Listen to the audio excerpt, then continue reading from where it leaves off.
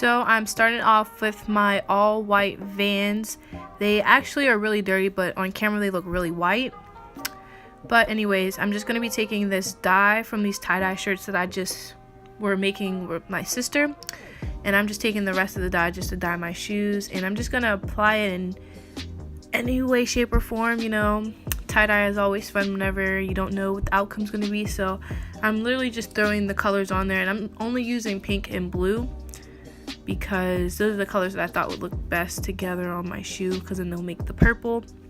So yeah, I'm just adding it anywhere on the shoe in no particular place because I really don't care.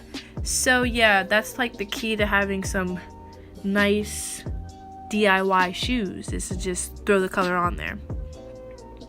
So I'm just gonna do that for the next probably hour or so, just throw some colors on my shoes.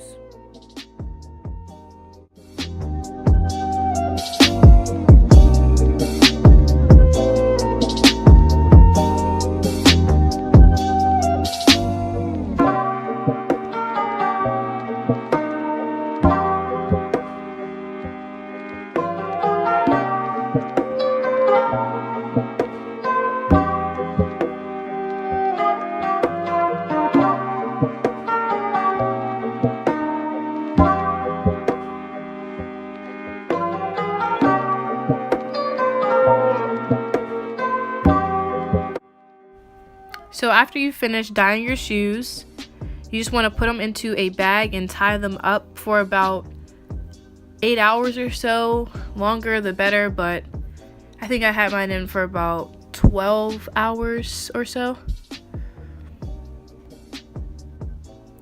And I'm just taking some acetone just to clean up some of the parts of the dye that got onto the bottom of my shoe, because I thought it would look cool, but it actually just didn't dye it right.